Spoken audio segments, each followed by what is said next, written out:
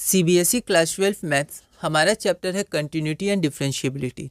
हम differentiability part कर रहे हैं। अगला क्वेश्चन है क्वेश्चन नंबर 27।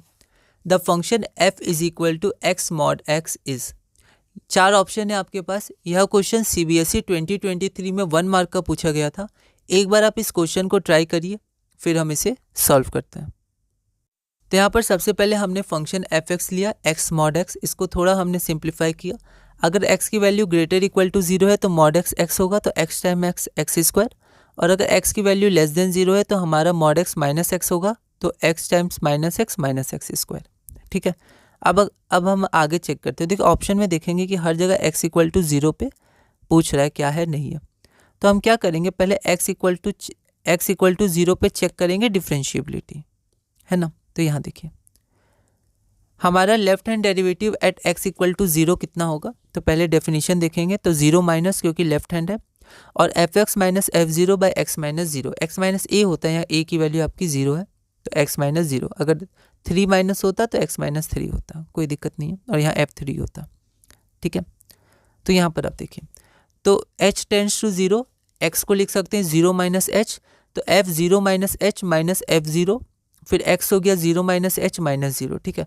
तो यहाँ माइनस h हो गया, और 0 माइनस h आपका माइनस h हो गया, माइनस f0। ठीक है। तो अब आप यहाँ देखिए माइनस h, तो आपका माइनस h हो गया, तो आपका क्या फंक्शन आएगा, तो आपका ये फंक्शन आएगा, क्योंकि आपका क्या है, छोटा है, लेफ्ट हैंड है, 0 से कम है। ठीक है।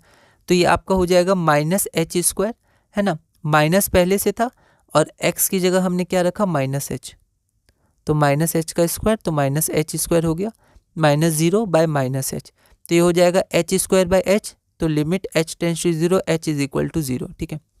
तो आपका जो लेफ्ट हैंड डेरिवेटिव हो जाएगा at the point x equal to 0, वो आपका क्या हो जाएगा, 0 हो जाएगा।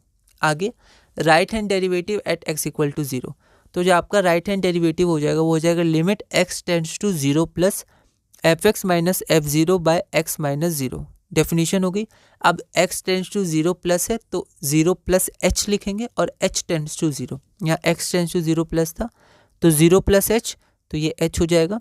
फिर 0 प्लस h माइनस 0, तो आपका ये भी h हो जाएगा।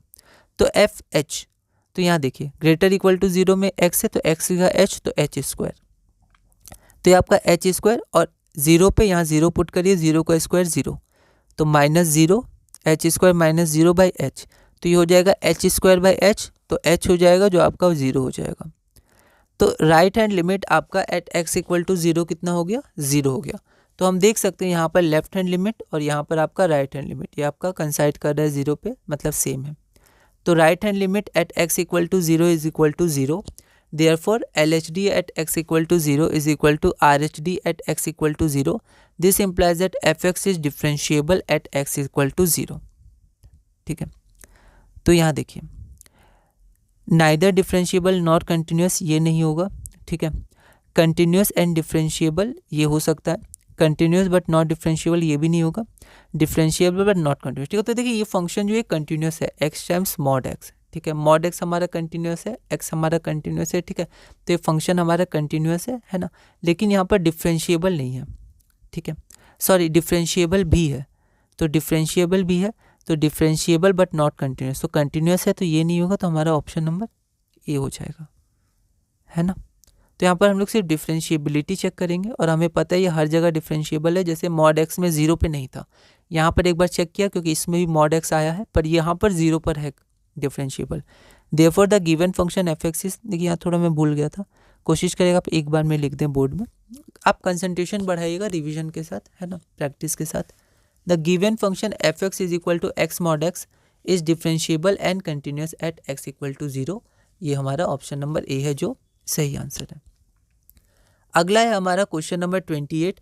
इसमें हमें वैल्यू ऑफ k निकालनी है। जैसे कंटिन्यूटी में हम निकालते थे, बहुत क्वेश्चंस किए थे उसमें, वैसे इसमें हम निकालेंगे k की वैल्यू अगर ये डिफरेंशिएबल है। बिल्कुल सिमिलर कॉन्सेप्ट है कंटिन्यूटी का, वहाँ LHL RHL होता था, यहाँ LHD RHD है।